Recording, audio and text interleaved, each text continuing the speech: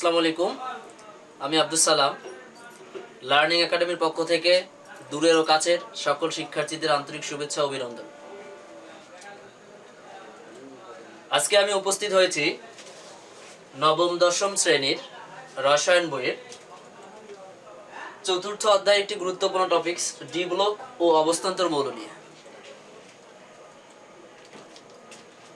তো আমরা জানি বা অবগত আছি যে পর্যায় সারণীর গ্রুপ 3 থেকে গ্রুপ 12 পর্যন্ত মৌলগুলোকে ডি ব্লক মৌল বলা হয়। সাধারণত পর্যায় সারণীকে 4টি ব্লকে ভাগ করা হয়েছে। একটি হচ্ছে S block, P block, D block এবং এফ ব্লক। অর্থাৎ আধুনিক পর্যায় সারণীর যে 118টি মৌল রয়েছে, এই 118টি মৌলকে 4টি ব্লকে ভাগ করা হয়েছে: S block, P block, D block, F block মৌল। এস ব্লক মৌল বলবো আমরা যে কোনো মৌলের ইলেকট্রন বিন্যাসের সর্বশেষ ইলেকট্রনটি এস অরবিটালে গেলে সেই মৌলটিকে এস ব্লক মৌল বলা হয়ে থাকে। পি ব্লক একইভাবে কোনো মৌলের ইলেকট্রন বিন্যাসের সর্বশেষ ইলেকট্রনটি পি অরবিটালে গেলে সেই মৌলটাকে বলা হয় পি ব্লক মৌল। ডি ব্লক মৌল বলবো আমরা কোনো মৌলের ইলেকট্রন বিন্যাসের সর্বশেষ ইলেকট্রনটি ডি অরবিটালে গেলে সেই মৌলটাকে বলা হয় ডি ব্লক মৌল। এবং কোনো মৌলের ইলেকট্রন বিন্যাসের সর্বশেষ ইলেকট্রনটি এফ অরবিটালে গেলে সেই মৌলটাকে এফ ব্লক মৌল বলা হয়ে থাকে। তো আজকে আমরা ডি ব্লক ও অবস্থান্তর মৌল নিয়ে কথা বলবো। তো আমরা ডি ব্লক মৌলের সংজ্ঞাটা দেখি কি হয়। যে ডি ব্লক মৌল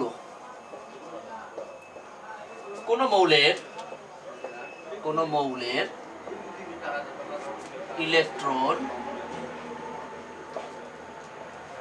বিন্যাসের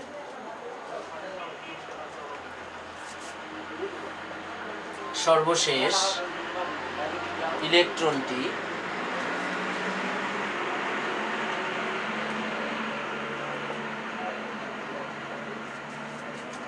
ডি অরবিটালে গেলে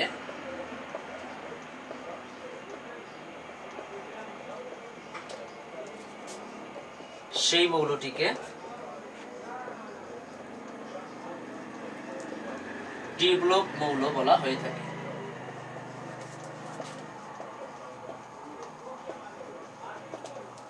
তো আমরা কি দেখলাম? কোন মৌলের ইলেকট্রন বিন্যাসের সর্বশেষ ইলেকট্রনটি ডি অরবিটালে গেলে সেই মৌলটিকে ডি ব্লক মৌল বলা হয়। তো এই অনুসারে আমরা কিছু এক্সাম্পল দেখে আসি। প্রথমত আমি যদি বলি, আমি বলছি যে পর্যায় সারণীর গ্রুপ 3 থেকে গ্রুপ 12 পর্যন্ত মৌলগুলোকে ডি ব্লক মৌল বলা হয়। তো চতুর্থ পর্যায়ের প্রথম মৌল হচ্ছে স্ক্যান্ডিয়াম। স্ক্যান্ডিয়াম এর ইলেকট্রন সংখ্যা বা পারমাণবিক সংখ্যা হচ্ছে 21। আমরা একটু ইলেকট্রন বিন্যাস করে দেখি।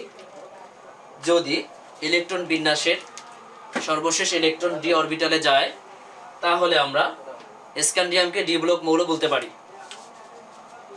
তো 1s2 2s2 2p6 3s2 3p6 অর্থাৎ 2 2 4 6 4 10 10 2 12 12 হচ্ছে 18। এরপর হচ্ছে 3d 4s। তো এই 3d এবং 4s এ ইলেকট্রন কোনটাতে আগে যাবে এটা আমাদের শক্তি স্তরের মান অনুসারে বা n+l এর মান অনুসারে আমাদের নির্ণয় করতে হয়। তো এখানে আহ্বায়ক নীতি অনুসরণ করতে হয় বা আহ্বায়ক নীতি অনুসারে বলা আছে যে যার শক্তি কম ইলেকট্রন আগে সেটাতে যাবে, তারপরে অধিক শক্তি স্তরে গমন করবে।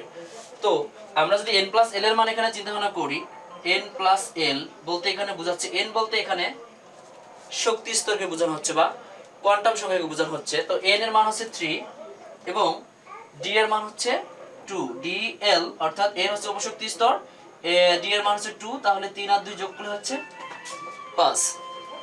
একইভাবে 4s যদি আমরা চিন্তা ভাবনা করি, 4 প্লাস h হচ্ছে 0, তাহলে 4 এর সঙ্গে 0 যোগ করলে 4 হচ্ছে। তো মান অনুসারে আমরা দেখতে পাচ্ছি যে 5 4 এর থেকে বড়, সুতরাং 3d এর শক্তি বেশি, 4s এর শক্তি কম। তো এই ক্ষেত্রে ইলেকট্রন আগে 4s এ যাবে, তাহলে 4s পূর্ণ করবে, তারপর 3d তে ইলেকট্রন যাবে।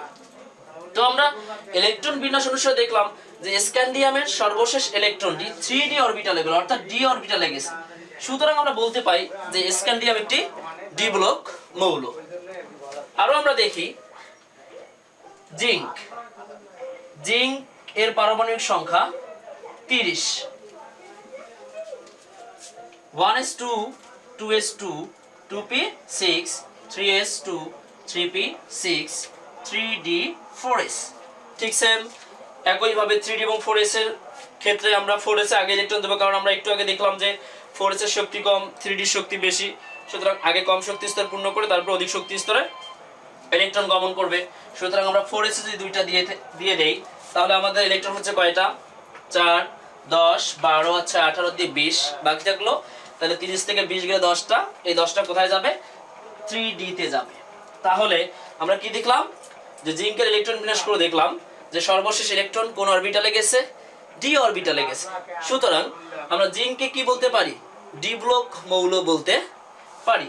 তো এরকম পর্যায় সারণীর গ্রুপ 3 থেকে 12 পর্যন্ত মৌলগুলো ইলেকট্রন বিন্যাস করলে দেখা যাবে যে এদের সর্বশেষ ইলেকট্রনগুলো হয় 3d তে গেছে, না হয় 4d তে, না হয় 5d তে, এভাবে d অরবিটাল ইলেকট্রনগুলো যায়, যার কারণে এই মৌলগুলোকে d ব্লক মৌল বলা হয়ে থাকে। তো এখন আমরা দেখব যে অবস্থান্তর মৌল কি। অবস্থান্তর মৌল কি? আজকের এই ভিডিও দেখার পর তোমাদের আরো একটা জিনিস ক্লিয়ার হয়ে যাবে, সেটা হচ্ছে যে এখানে একটা কথা বলা হয় বা রসায়নে একটা কথা আছে যে সকল অবস্থান্তর মৌল ডি ব্লক মৌল হলেও সকল ডি ব্লক মৌল অবস্থান্তর মৌল নয়। এই বিষয়টা ক্লিয়ার হয়ে যাবে। তো আমরা এখন অবস্থান্তর মৌল দেখব। অবস্থান্তর মৌল কাকে বলে? অবস্থান্তর মৌলের সংজ্ঞাটা হচ্ছে, আমি যদি বলতে যাই তাহলে, যে সকল ডি ব্লক মৌল অন্তত এমন একটি আয়ন গঠন করে যার ইলেকট্রন বিন্যাসের ডি অরবিটাল আংশিক পূর্ণ থাকে। কি বললাম? যে অবস্থান্তর মৌল বলতে বোঝায় যে সকল ডি ব্লক মৌল অন্তত এমন একটি আয়ন গঠন করে যার ইলেকট্রন বিন্যাসের ডি অরবিটাল আংশিক পূর্ণ থাকে। তো একটু লিখি আমরা এটা, যে সকল ডি ব্লক মৌল অন্তত এমন একটি আয়ন গঠন করে যার ইলেকট্রন বিন্যাসে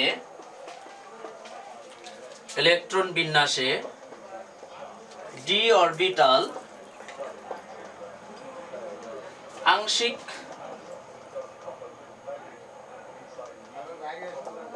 আংশিক অর্থাৎ D1 থেকে D9 আংশিক পূর্ণ থাকে, ওই সকল ডি ব্লক মৌলগুলোকে অবস্থান্তর মৌল বলে।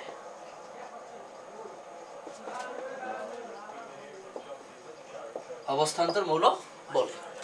তো আমরা কি দেখলাম যে সকল ডি ব্লক মৌল অন্তত এমন একটি আয়ন গঠন করে যার ইলেকট্রন বিন্যাসের ডি অরবিটাল আংশিক পূর্ণ থাকে, ওই সকল ডি ব্লক মৌলগুলোকে বলবো আমরা অবস্থান্তর মৌল। তো সংজ্ঞা অনুসারে আমরা একটু এক্সাম্পল দেখব যে সংজ্ঞা অনুযায়ী কতটুকু সঠিক তা বিবেচনা করব আমরা। তো দেখি, প্রথমে যদি আমরা চিন্তা ভাবনা করি, স্ক্যান্ডিয়াম নিয়েই কথা বলি। একটু আগে আমরা প্রমাণ করছিলাম যে স্ক্যান্ডিয়াম হচ্ছে ডি ব্লক মৌল, কারণ স্ক্যান্ডিয়ামের সর্বশেষ ইলেকট্রনটি ডি অরবিটালে যায়, যার কারণে স্ক্যান্ডিয়ামকে ডি ব্লক মৌল বলা যায়। বাট ডি ব্লক মৌল আয়ন গঠন করার পর যদি ইলেকট্রন ডি অরবিটালে যায়, অর্থাৎ ডি অরবিটাল আংশিক পূর্ণ হয়, তাহলে সেই মৌলটাকে অবস্থান্তর মৌল বলা হয়। তো আমরা স্ক্যান্ডিয়ামের ইলেকট্রন বিন্যাস করলে দেখা যাবে, যদি আমরা ইলেকট্রন বিন্যাস করি তাহলে 1s2 2s2 2p6 3s2 3p6 3d4s, আমরা দেখছি 4s এ দুটো ইলেকট্রন 3 তে একটা, অর্থাৎ সর্বশেষ ইলেকট্রন ডি অরবিটালে গেল। সুতরাং স্ক্যান্ডিয়াম হচ্ছে ডি ব্লক মৌল। এখন আমরা দেখব যে এই ডি ব্লক মৌলটি একটা সুস্থিত আয়ন গঠন করার পর এর ইলেকট্রন ডি অরবিটালে যায় কি না। যদি ডি অরবিটালে যায় এবং সেটা যদি D1 থেকে D9 এর মধ্যে হয়, তাহলে আমরা ওই মৌলটাকে কি বলতে পারি, অবস্থান্তর মৌল বলতে পারি। তো আমরা যদি দেখি যে স্ক্যান্ডিয়ামের সুস্থিত যে আয়ন সেটা হচ্ছে স্ক্যান্ডিয়াম 3+, স্ক্যান্ডিয়াম 3+ আয়ন গঠন করে। তো স্ক্যান্ডিয়াম 3+ আয়ন গঠন করলে ইলেকট্রন বিন্যাসটা কি দাঁড়ায়, আমরা জানি যে ধনাত্মক আয়নে পরিণত হয়েছে, অর্থাৎ মূল ইলেকট্রন থেকে 3টা ইলেকট্রন কি যাবে, বাদ যাবে। সুতরাং আমাদের স্ক্যান্ডিয়াম 3+ এই মৌলটার ইলেকট্রন বিন্যাস করলে আমাদের 18টা ইলেকট্রনের বিন্যাস করতে হবে। তো আমরা দেখি কি হয়, যে 1s2 2s2 2p6 3s2 3p6, অর্থাৎ আমার 3d এবং 4s কি হয়ে যাচ্ছে, শূন্য হয়ে যাচ্ছে। অর্থাৎ দেখা গেছে যে স্ক্যান্ডিয়াম 3+ আয়ন গঠন করার পর ইলেকট্রন বিন্যাসে 3d অরবিটালে কোনো ইলেকট্রন যায় নাই বা d অরবিটালে কোনো ইলেকট্রন যায় নাই। সুতরাং স্ক্যান্ডিয়াম ডি ব্লক মৌল হলেও অবস্থান্তর মৌল নয়। আমরা আরো একটা एग्जांपल দেখি যে জিঙ্ক হচ্ছে 30, জিঙ্কের পারমাণবিক সংখ্যা হচ্ছে 30। এই জিঙ্কের ইলেকট্রন বিন্যাস করে দেখা যাবে 1s2 2s2 2p6 3s2 3p6 3d4s। নিয়ম অনুসারে ইলেকট্রন আগে 4s এ যাবে, তারপর 3d তে যাবে, অর্থাৎ d তে ইলেকট্রন, সর্বশেষ ইলেকট্রন কোথায় গেল, d অরবিটালে গেল। সুতরাং জিঙ্ক হচ্ছে ডি ব্লক মৌল। এখন আমরা জিঙ্কের আয়ন গঠন করে দেখব যে ইলেকট্রন যদি d অরবিটালে যায় তাহলে সেটাকে আমরা অবস্থান্তর মৌল বলবো, নতুবা শুধু ডি ব্লক মৌল বলবো। তাহলে আমরা দেখি জিঙ্ক সাধারণত যে 2+ আয়ন গঠন করে, জিঙ্কের সুস্থিত আয়ন হচ্ছে 2+। আয়ন যদি গঠন করে তাহলে কি হচ্ছে, এখানে দেখা যাচ্ছে যে আমরা 30 থেকে যে 2 বাদে তাহলে 28টা ইলেকট্রনের বিন্যাসটা আমাদের করতে হবে। তাহলে আমরা দেখি যে 1s2 2s2 2p6 3s2 3p6 3d4s, অর্থাৎ তাহলে কি হচ্ছে 2 2 4 6 4 10 2 12 12 হচ্ছে 18, বাকি থাকলো কয়টা, আর 10টা। কারণ যেহেতু 2+ আয়ন গঠন করার পর আমাদের 2টা ইলেকট্রন কমে যাবে মূল ইলেকট্রন থেকে, তাহলে 28টা হবে। অলরেডি 18টা ইলেকট্রন বিন্যাস হয়ে গেছে, আর 10টা বাকি। এই 10টা কোথায় যাবে, অবশ্যই 3d তে যাবে। তো দেখা গেল যে সর্বশেষ কক্ষপথে বা সর্বশেষ ইলেকট্রন কোথায় গেল, 3d অরবিটালে গেল। এখন প্রশ্ন হচ্ছে যে 3d অরবিটালে গেল, ইলেকট্রন যদি d অরবিটালে যায় সেটা কি অবস্থান্তর মৌল না। ইলেকট্রন d অরবিটালে যাবে, তবে d অরবিটালটা কি হওয়া লাগবে, আংশিক পূর্ণ হতে হবে, অর্থাৎ d অরবিটালটা d1 থেকে d9 হতে হবে। d1 থেকে d9 যদি হয় তাহলে সেটা হবে অবস্থান্তর মৌল। যেহেতু জিঙ্কের সুস্থিত আয়ন 2+ গঠিত হওয়ার পর ইলেকট্রন বিন্যাস করে আমরা দেখলাম যে 3d অরবিটাল পরিপূর্ণ, অর্থাৎ 3d10 পরিপূর্ণ সুস্থিতিশীল। সুতরাং আমরা জিঙ্ককে ডি ব্লক মৌল বললেও অবস্থান্তর মৌল বলতে পারি না, অর্থাৎ জিঙ্ক ডি ব্লক মৌল হলে অবস্থান্তর মৌল নয়। আমরা আরো একটা एग्जांपल দেখবো। আমরা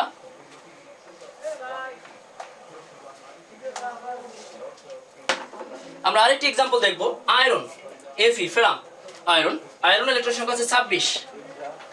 আমরা এটা বিন্যাস করে দেখি যে 1s 2 2s 2 2p6 3s 2 3p6 3d4s। তাহলে নিয়ম অনুসারে আমার 4s এ আগে ইলেকট্রন যাবে, 4s এ দুইটা। এখন বাকি থাকলো তাহলে কয়টা, 2 2 4 6 4 10 2 12 18 18 দিয়ে 20, আমার ইলেকট্রন আছে 26। তাহলে 20 যদি হয় তাহলে বাকি থাকলো 6টা, ওই 6টা কোথায় যাবে, d তে যাবে। অর্থাৎ সর্বশেষ আয়রনের সর্বশেষ ইলেকট্রন কোথায় গেল, d অরবিটালে গেল। সুতরাং আমরা আয়রনকে ডি ব্লক মৌল বলতে পারি। এখন আমরা দেখব যে আয়রন একটা সুস্থিত আয়ন গঠন করার পর তার ইলেকট্রন বিন্যাস করে যদি ইলেকট্রন ডি অরবিটালে যায় এবং ডি অরবিটাল ইলেকট্রন যদি আংশিক হয় তাহলে আমরা আয়রনকে অবস্থান্তর মৌল বলতে পারি। দেখি কি হয়, যে আয়রন সাধারণত 2+ এবং 3+ আয়ন গঠন করে, 2+ এবং 3+, অর্থাৎ এর ইলেকট্রন বিন্যাস করলে দেখা যাবে যে আমার মূল ইলেকট্রন থেকে দুইটা যদি বাদ যায় তাহলে 24টা ইলেকট্রনের বিন্যাস করতে হবে। তো এখানে যদি আমি করি যে Fe 1s2 1s2 2s2 2p6 3s2 3p6 3d 4s। এখন নিয়ম অনুসারে তাহলে এখন দেখা গেছে যে 2 প্লাস আয়ন গঠন করলে 24টা ইলেকট্রন বিন্যাস করতে হবে। তাহলে আমি যদি দেখি যে 2 2 4 6 4 10 2 12 হচ্ছে 18, বাকি থাকলো আর কয়টা? 6টা। এই 6টা ইলেকট্রন কোথায় যাবে? 3d তে যাবে, অর্থাৎ 4s আর ইলেকট্রন যাবে না, 3d তে যাবে। তাহলে আমরা কি দেখলাম? আমরা দেখলাম যে আয়রন 2 প্লাস আয়ন গঠন করার পর এর ইলেকট্রন বিন্যাস করলে দেখা যাচ্ছে ডি অরবিটাল ইলেকট্রন যাচ্ছে এবং ডি অরবিটালটা আংশিক পূর্ণ থাকতেছে, অর্থাৎ d1 থেকে d9 এর মধ্যে ইলেকট্রন, অর্থাৎ 6 d3d6 মানে কি d1 থেকে d9 এর মধ্যে ইলেকট্রন আছে। সুতরাং আমরা এই আয়রন 2 প্লাস আয়ন বা এই মৌলটাকে আমরা কি বলতে পারি? অবস্থান্তর মৌল বলতে পারি। এখন আরেকটা আছে যে আয়রন 3 প্লাস আয়ন গঠন করে। আয়রন 3 প্লাস আয়ন গঠন করলে আসলে কি হয় তখন? যে তখন দেখা যাবে যে মূল ইলেকট্রন থেকে 3টা ইলেকট্রন কি হবে? বাদ যাবে। তো 3টা ইলেকট্রন বাদ যায়, তাহলে তখন 23টা ইলেকট্রনের বিন্যাস করতে হবে। তাহলে 23টা ইলেকট্রন বিন্যাস করলে আমরা কি দেখতে পাচ্ছি?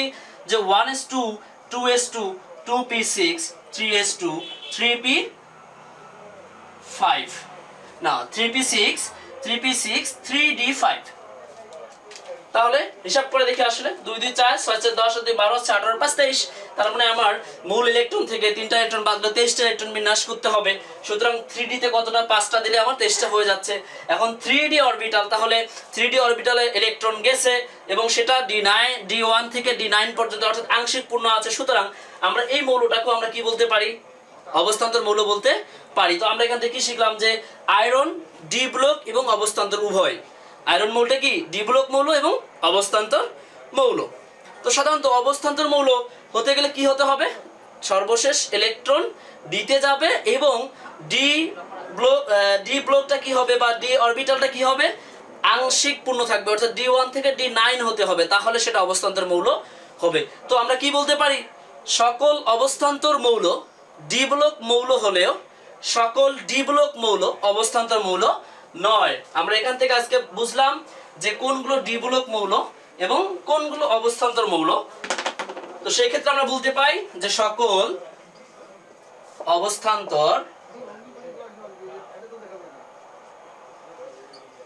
অবস্থান্তর মৌল ডি ব্লক মৌল হলেও সকল ডি ব্লক মৌল অবস্থান্তর মৌল নয়। কি বুঝলাম? সকল অবস্থান্তর মৌল ডি ব্লক মৌল হলেও সকল ডি ব্লক মৌল অবস্থান্তর মৌল নয়, কারণ আমরা জানি ইলেকট্রন বিন্যাসের সর্বশেষ ইলেকট্রন ডি অরবিটে গেলে সেটা ডি ব্লক মৌল। বাট অবস্থান্তর মৌল হওয়ার জন্য আমাদের কন্ডিশন বা শর্ত হচ্ছে কি? যে অবশ্যই ডি ব্লকে বা ডি অরবিটালে ইলেকট্রন যাইতে হবে এবং সেটা ডি অরবিটালটা আংশিক পূর্ণ থাকতে হবে, অর্থাৎ d1 থেকে d9 হতে হবে, তাহলে সেটা অবস্থান্তর মৌল হবে। তো অবস্থান্তর মৌলের কিছু বৈশিষ্ট্য রয়েছে। অবস্থান্তর মৌলের কিছু বৈশিষ্ট্য আমি বলে দেই যে অবস্থান্তর মৌল জটিল যৌগ গঠন করে। এক নম্বর হচ্ছে, আমি যদি বলি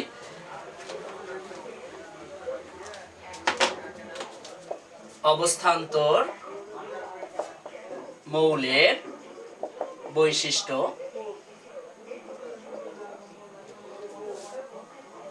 এক নম্বর অবস্থার মৌল জটিল যৌগ গঠন করে, জটিল যৌগ গঠন করে।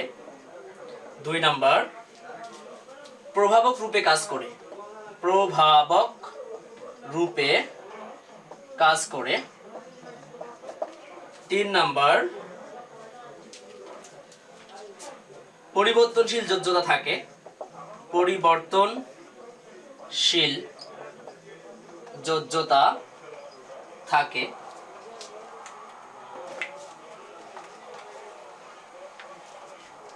4 নাম্বার রঙিন যৌগ গঠন করে, রঙিন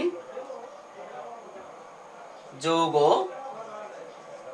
গঠন করে।